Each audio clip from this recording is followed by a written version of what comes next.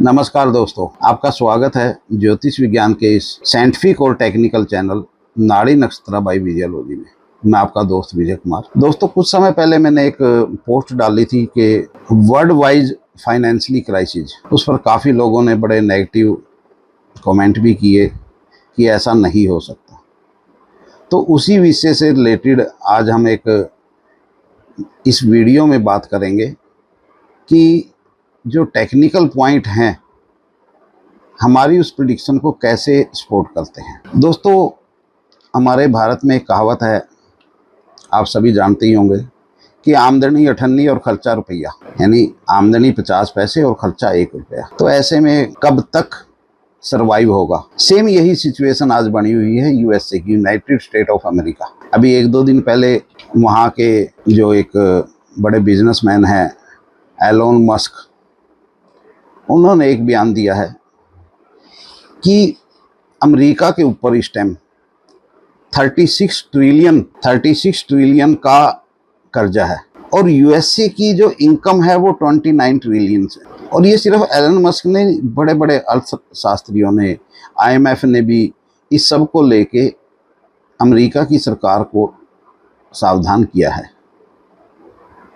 कि अपने financial system को थोड़ा मैनेज करिए। अब देखिए, 36 ट्रिलियन का जो कर्जा है ये पिछले काफ़ी समय से दिन ब दिन बढ़ता ही जा रहा है, क्योंकि इसका ब्याज में आप ये समझिए कि जो जीडीपी वहाँ की 29 ट्रिलियंस है, उसका 25% तो इसके ब्याज में ही निकल जाता है। अमेरिका का इस टाइम अगर हम देखें तो जो रक्षा बजट है, उस रक्षा बजट से ज़्यादा तो उसको ब्याज पे करना पड़ रहा है, और जो कि पूरा पे होता नहीं, क्योंकि बाकी कार्य भी करने हैं।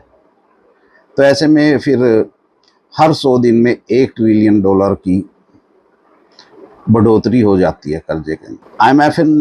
आईएमएफ ने भी कहा है कि अमेरिका अपने कर्जे को थोड़ा मैनेज करे, क्योंकि अगर यही स्थिति चलती रही तो कहीं ऐसा ना हो कि बैंक करप्ट हो जाए अमेरिका। और भी कई कंपनियों ने और बड़े बड़े अर्थशास्त्रियों ने अमेरिका को सचेत किया है कि आप बैंक करप्ट होने की तरफ बढ़ चुके हैं। अब जब आमदनी से ज़्यादा खर्चा होना शुरू हो जाए और कर्जा उतरे नहीं, ब्याज कर्जे में जुड़ना शुरू हो जाए, यानी एक तरह से जो ब्याज है, जैसे हमारे सभी ने देखा है कि साहूकारी जो एक ब्याज होता है, ब्याज के ऊपर ब्याज, ब्याज के ऊपर ब्याज, तो वो मूल से ज़्यादा ब्याज हो जाता है। सेम वही कंडीशन आज अमेरिका की हो रही है, क्योंकि जो 36 ट्रिलियन का जो कर्जा है उसके अंदर हर 100 दिन बाद 1 ट्रिलियन जुड़ जाता है ब्याज के नाम, और फिर उस ब्याज के ऊपर ब्याज शुरू हो जाता है।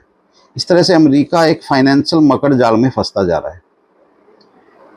अब ऐसे में क्या है कि अभी जो इलेक्शन है, इलेक्शन का खर्चा और ज़्यादा बढ़ेगा उसके अंदर।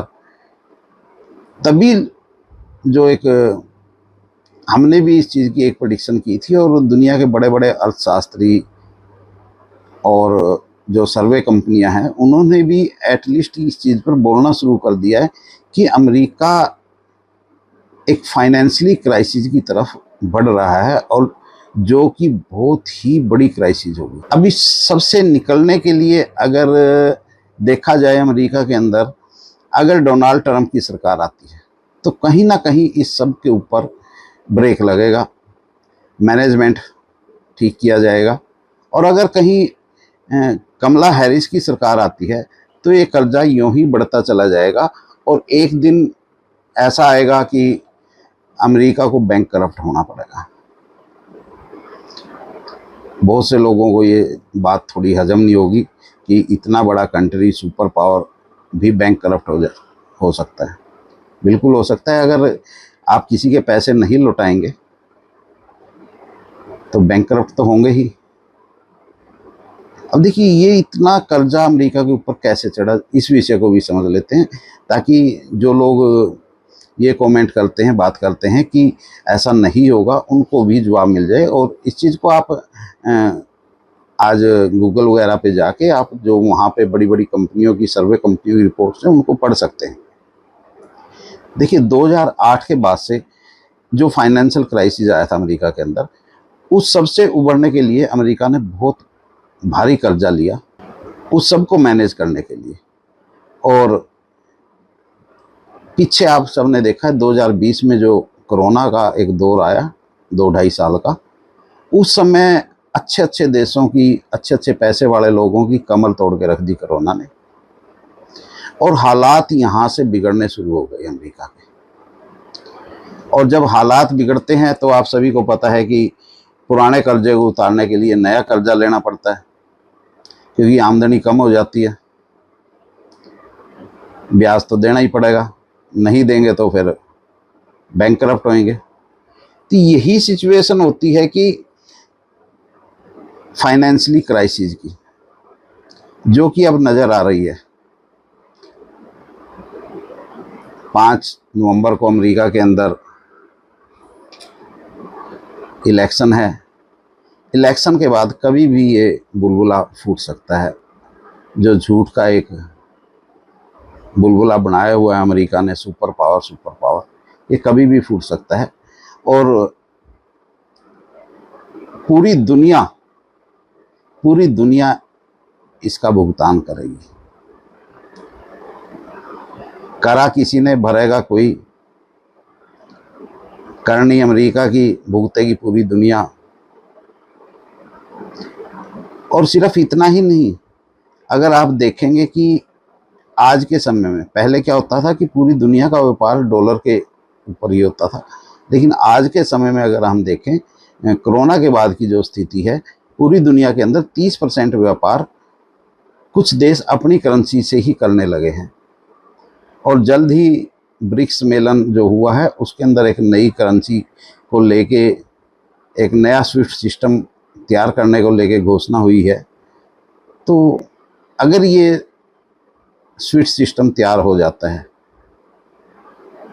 तो डॉलर की साख को चाह के भी अमेरिका नहीं बचा पाएगा। और उस सब का परिणाम क्या होगा वो आप अच्छे से समझ सकते हैं। एक कल्पना करके देख लीजिए कि पूरी दुनिया के हालात क्या होंगे अगर अमेरिका फाइनेंशियली क्राइसिस में फंसता है और डॉलर की वैल्यू कम होती है। तो दोस्तों नमस्कार, मिलते हैं अगली वीडियो में जल्दी।